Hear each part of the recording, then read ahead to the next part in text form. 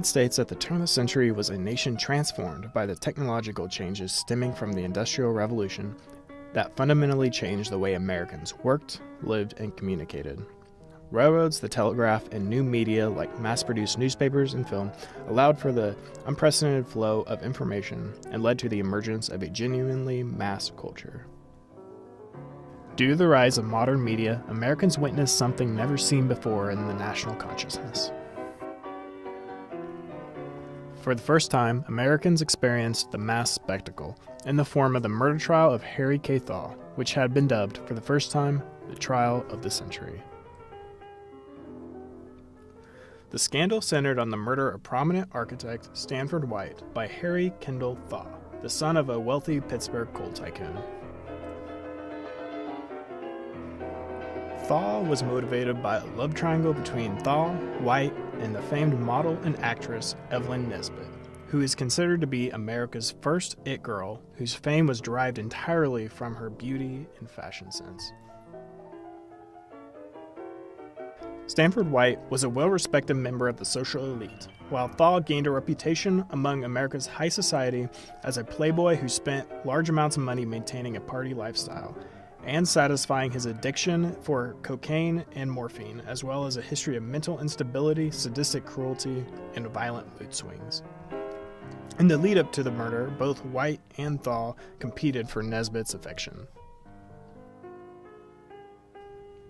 In April of 1905, Thaw married Nesbit after months of pressuring her for a hand in marriage, despite warnings from Stanford White regarding Thaw's mental instability and violent sadism. Upon learning about White's warnings and discovering that White had quote-unquote deflowered Nesbit, Thaw set out for revenge. On June 25, 1906, both White and Thaw attended a play on the rooftop of Madison Square Garden. Thaw approached White, produced a pistol, and shot him 3 times in the head. The murder and the trial that followed resulted in a press frenzy, with the trial dominating the headlines for more than a year, which, at the time, was unheard of. Americans of all classes eagerly consumed every sordid detail, as more and more details of Thaw's sadism were revealed to a tantalized public. Upon hearing of the murder, Thomas Edison rushed production of a silent film depicting the scandal, which premiered only 1 week after the murder.